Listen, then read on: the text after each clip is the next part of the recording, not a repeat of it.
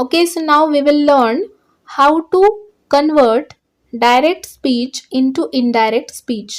अब हम देखेंगे कि डायरेक्ट स्पीच को हम इनडायरेक्ट स्पीच में कैसे कन्वर्ट करेंगे, वो भी 7 महत्वपूर्ण नियमों के साथ, with 7 important rules. Guys video थोड़ी सी लंबी जरूर है, पर इस वीडियो के द्वारा आपको डायरेक्ट इनडायरेक्ट स्पीच का जो कॉन्सेप्ट है वो पूरी तरह से ध्यान में आ जाएगा। सो वीडियो को एंड तक जरूर देखिएगा, आपको किसी और वीडियो को देखने की कोई जरूरत नहीं पड़ेगी।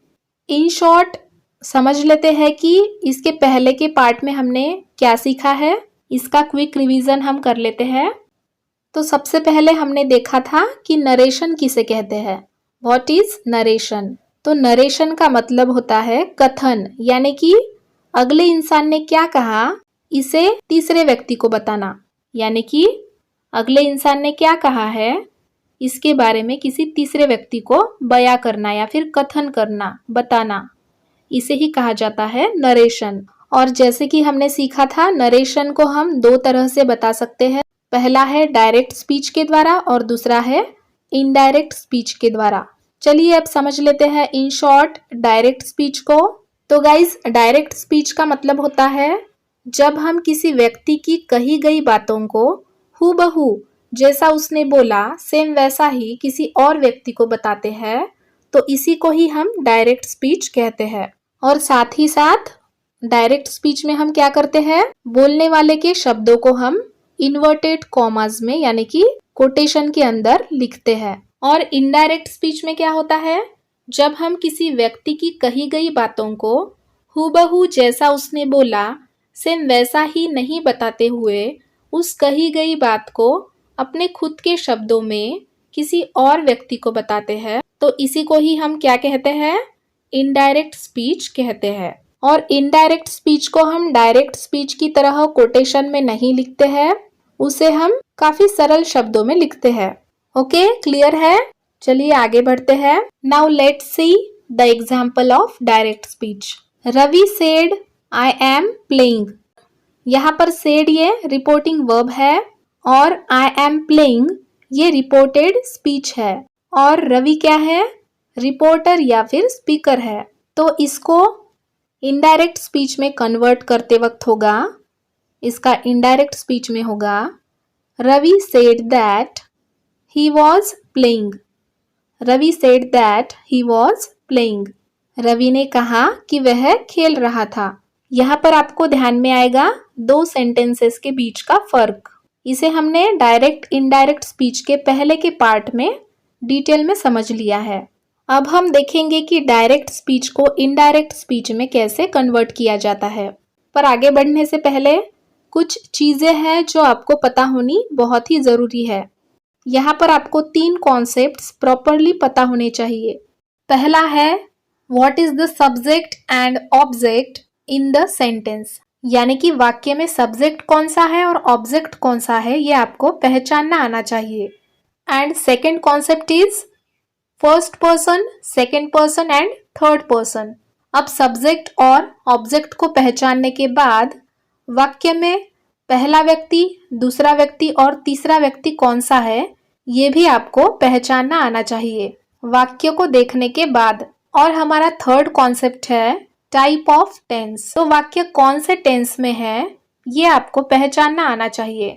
Now let's understand this with the examples. So example is Lata said to Priya Varun can win this match. Lata said to Priya Varun can win this match. अब इस सेंटेंस में लता ये हमारी सब्जेक्ट है, क्योंकि लता ये बात कर रही है। किससे बात कर रही है, प्रिया से।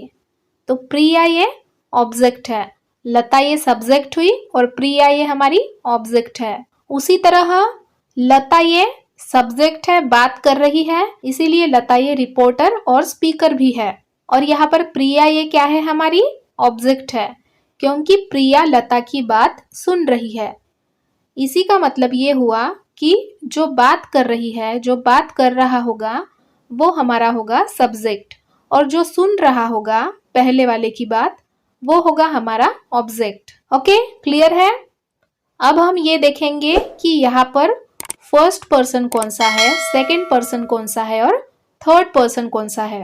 तो यहाँ पर देखिए काफी सिंपल है। जो बात कर रही है लता, ये है हमारी फर्स्ट पर्सन, और जो पहले वाले की बात सुन रही है यानी कि प्रिया, ये हुई हमारी सेकंड पर्सन। और यहाँ पर जो वरुण है ये हुआ हमारा थर्ड पर्सन। इसे थर्ड पर्सन क्यों कहेंगे? क्योंकि लता और प्रिया इन दोनों के द्वारा वरुण के बारे में ही बात हो रही है, तो वरुण ये हुआ हमारा थर्ड पर्सन। पर वरुण यहाँ पर नहीं है, केवल वरुण के बारे में बात चल रही है, लता और प्रिया इन दोनों के दरमियान। Now let's understand 7 important rules to convert direct speech into indirect speech। तो डायरेक्ट स्पीच से इनडायरेक्ट स्पीच में कन्वर्ट करने के लिए कुछ नियम है, कुछ रूल्स है, उनको सबसे पहले हम समझ लेते हैं। तो हमारा सबसे पहला रूल ये है कि डायरेक्ट का इनडायरेक्ट स्पीच में कन्वर्ट करने के बाद, कन्वर्ट करते वक्त उसका जो इनडायरेक्ट स्पीच का वाक्य बनकर तैयार होगा उसमें कोई भी कोटेशन मार्क या फिर इन्वर्टेड कॉमा नहीं लगेगा। यह हमारा फर्स्ट रूल है। हमारा दूसरा रूल है कि इनडायरेक्ट स्पीच में दैट इज कंजंक्शन का हमेशा यूज होगा to join reported verb and reported speech. For example, he said I like to read, इसका इनडायरेक्ट करते वक्त होगा he said that he likes to read। He said that he likes to read। यहाँ पर said ये reported verb है और he likes to read ये reported speech है। तो इन दोनों को जोड़ने के लिए हमने यहाँ पर that का as a conjunction यूज किया है। किसको जोड़ने के लिए? reported verb और reported speech, इन दोनों को जोड़ने के लिए। तो यहाँ पर आपको सेकेंड रूल याद रखना है कि इनडायरेक्ट स्पीच में दैट इस कंजंक्शन का हमको यूज करना पड़ेगा। Now third rule is change in pronoun according to the subject, object and pronoun. So direct to indirect में कन्वर्ट करते वक्त हमको प्रोनाउन में भी कुछ चेंजेस करने पड़ते हैं। For example, she said I work in a hospital. So इसका इनडायरेक्ट करते वक्त होगा She said that she works in a hospital। तो यहाँ पर देखिए हमने प्रोनाउन को कैसे चेंज किया है। यहाँ पर हमने I का she कर दिया है। I इस प्रोनाउन का इनडायरेक्ट करते वक्त हमने she कर दिया है। तो डायरेक्ट स्पीच को इनडायरेक्ट स्पीच में कन्वर्ट करते वक्त प्रोनाउन में कैसे चेंजेस करने हैं, इसके लिए इस चार्ट को देखिए। अगर I होगा डायरेक्ट स्पीच में तो इसका इनडायरेक्ट स्पीच करते वक्त होगा ही या फिर शी, जैसा कि अभी वाले सेंटेंस में हमने देखा था। उसके बाद नेक्स्ट है वी होगा तो इसका दे हो जाएगा, मी होगा तो इसका हिम और हर होगा, अगर अस होगा तो इसका देम होगा, उसके बाद में आवर का देयर होगा, और योर्स होगा तो हीज, हर्स, देयर्स होंगे। इस तरह से हम प्रोनाउन में चेंजेस कर सकते हैं। उसके बाद में हमारा फोर्थ रूल है चेंज इन टेंस। सबसे जरूरी चेंज ये टेंस में होता है। तो जब direct speech simple present tense का होगा, यानी कि डायरेक्ट स्पीच का कोई वाक्य सिंपल प्रेजेंट टेंस में होगा, तो इसको इनडायरेक्ट स्पीच में कन्वर्ट करते वक्त उस सिंपल प्रेजेंट टेंस का हो जाएगा सिंपल पास्ट टेंस। ओके, जब भी डायरेक्ट स्पीच का सेंटेंस वो सिंपल प्रेजेंट टेंस का सेंटेंस हो जाएगा सिंपल पास्ट टेंस का। इस तरह से टेंस में भी चेंजेस होते हैं डायरेक्ट स्पीच को इनडायरेक्ट स्पीच में कन्वर्ट करते वक्त। उसी तरह चलिए देखते हैं बाकी टेंसेस में भी कैसे चेंजेस होते हैं डायरेक्ट स्पीच का इनडायरेक्ट स्पीच करते वक्त। आइए देखते हैं। उसी तरह अगर प्रेजेंट कॉन्टिन्यूअस होगा तो उसका इनडायरेक्ट में बन जाएगा past continuous tense. Present perfect tense का हो जाएगा पास्ट परफेक्ट टेंस। फिर प्रेजेंट परफेक्ट कॉन्टिन्यूअस टेंस का बन जाएगा पास्ट परफेक्ट कॉन्टिन्यूअस टेंस। उसके बाद देखिए सिंपल पास्ट टेंस अगर होगा, ध्यान से देखिए ये काफी इंपॉर्टेंट है। अगर डायरेक्ट स्पीच का सेंटेंस सिंपल पास्ट में होगा तो इसका इनडायरेक्ट स्पीच करते वक्त हो जाएगा पास्ट परफेक्ट टेंस का सेंटेंस। उसके बाद अगर पास्ट कॉन्टिन्यूअस टेंस का सेंटेंस होगा तो इसका बन जाएगा पास्ट परफेक्ट कॉन्टिन्यूअस टेंस। और लास्ट में सबसे इम्पॉर्टेंट आपको यहाँ पर याद रखना है, अगर डायरेक्ट स्पीच में सेंटेंस पास्ट परफेक्ट या फिर पास्ट परफेक्ट कॉन्टिन्यूअस टेंस में होगा तो इसका इनडायरेक्ट करते वक्त इसमें कोई भी चेंजेस नहीं होगा। इन दोनों के लिए आपको यहाँ पर याद रखना है, यदि सेंटेंस पास्ट परफेक्ट या फिर पास्ट परफेक्ट कॉन्टिन्यूअस टेंस में होगा तो इसका इनडायरेक्ट करते वक्त यहाँ पे कोई भी चेंजेस नहीं होंगे। So no change in this both tenses. ये दो टेंसेस जैसे के वैसे ही रहेंगे, इनमें कोई भी चेंजेस नहीं होंगे। इस तरह से इन टेंसेस में एग्जैक्टली किस तरह के चेंजेस होते हैं, इनको समझने के लिए आप इसका स्क्रीनशॉट भी ले सकते हो। Now fifth rule is changes in time and place words. इसका मतलब है कि डायरेक्ट स्पीच में अगर टुमारो इस तरह का वर्ड होगा तो उसका इनडायरेक्ट स्पीच में कन्वर्ट करते वक्त हमको टुमारो के जगह द नेक्स्ट डे इस तरह से लिखना होगा। उसी तरह अगर डायरेक्ट स्पीच के सेंटेंस में नाउ आएगा तो इनडायरेक्ट करते वक्त हमको नाउ का देन लिखना पड़ेगा। इसी तरह हियर का देयर हो जाएगा, फिर टुडे का दैट डे हो जाएगा। अगर यस्टरडे होगा तो उसका द प्रीवियस डे हो जाएगा, धिस का दैट हो जाएगा और टुनाइट का दैट नाइट हो जाएगा। इस तरह के इम्पॉर्टेंट चेंजेस हमको करने पड़ते हैं डायरेक्ट स्पीच को इनडायरेक्ट में कन्वर्ट करते वक्त। इसका भी आप स्क्रीनशॉट लेकर रख सकते हो। उसके बाद हमारा सिक्स्थ रूल है changes in reporting verb. Direct का इनडायरेक्ट करते वक्त हमको रिपोर्टिंग वर्ब में भी कुछ चेंजेस करने पड़ते हैं। डायरेक्ट स्पीच में अगर रिपोर्टिंग वर्ब सेड टू होगा तो उसका इनडायरेक्ट में हो जाएगा टोल्ड, सेड टू का हो जाएगा टोल्ड। उसके बाद अगर से या फिर सेज होगा तो उसका इनडायरेक्ट करते वक्त से या सेज ही रहेगा, इसमें कोई चेंज हम नहीं करेंगे। फिर अगर डायरेक्ट स्पीच में रिपोर्टिंग वर्ब सेड होगा तो इनडायरेक्ट में भी सेड ही रहेगा, इसमें भी चेंज नहीं होगा। उसके बाद में से टू का हो जाएगा टेल और सेज टू का हो जाएगा टेल्स। ये यहाँ पर कुछ इम्पोर्टेंट चेंजेस हमको ध्यान में लेने हैं। ये काफी इम्पोर्टेंट चेंजेस होते हैं डायरेक्ट और इनडायरेक्ट स्पीच के अंदर। ओके, नेक्स्ट अब हमारा आखिरी नियम, आखिरी रूल है changes in the tense of verb. Direct speech में अगर विल होगा तो उसका इनडायरेक्ट में वुड हो जाएगा। उसके बाद कैन का कुड हो जाएगा, हैव टू का हो जाएगा हैड टू, फिर मे का माइट हो जाएगा। उसके बाद में मस्ट का मस्ट ही रहेगा, मस्ट में कोई चेंज नहीं होगा। फिर शैल का शुड हो जाएगा और लास्ट में शुड का शुड ही रहेगा, शुड में कोई चेंज नहीं होगा। तो इस तरह के इम्पोर्टेंट चेंजेस हमको करने होंगे। इसका भी आप स्क्रीनशॉट निकाल कर रख लीजिए। ये इम्पोर्टेंट 7 रूल्स अगर आपने याद कर लिए तो आप किसी भी डायरेक्ट स्पीच के सेंटेंस को इनडायरेक्ट स्पीच में इजीली कन्वर्ट कर सकते हो। Now let's see some practice exercises. For example, he said I can win this trophy. He said I can win this trophy. तो इसका इनडायरेक्ट स्पीच में कैसे बनेगा?